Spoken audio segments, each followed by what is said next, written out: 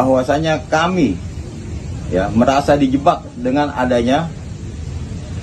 Sebanyak 5 kader PD Perjuangan mencabut gugatan surat keputusan Kemenkumham terkait kepengurusan DPP PDIP hingga 2025.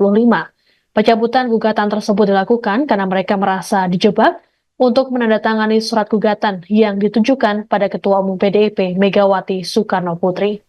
Dalam keterangan pada Rabu 11 September malam di Cengkareng, Jakarta Barat, kader PDIP Jairi yang mewakili rekan-rekannya mengatakan mulanya mereka diminta menandatangani kertas kosong. Kemudian mereka diberi imbalan sebesar Rp300.000.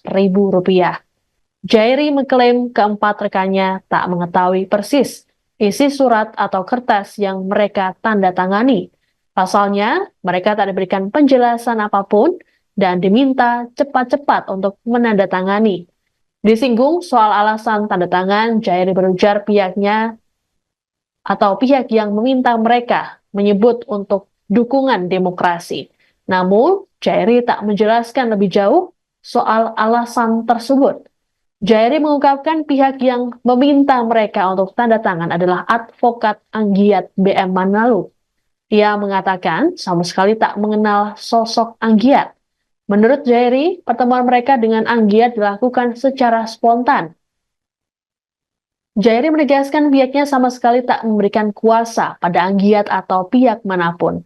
Terkait dengan hal ini, Jairi dan rekan-rekannya menyampaikan permintaan maaf kepada Megawati dan pihak PDIP.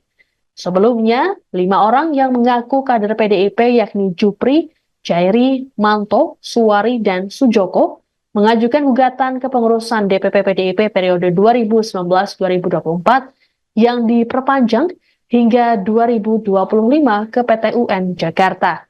Tim advokasi dari 5 orang tersebut, Victor W. Nadabdab, mengatakan gugatan diajukan lantaran keputusan PDIP di dalam SK perpanjangan kepengurusan bertentangan dengan anggaran dasar anggaran rumah tangga atau ADART partai.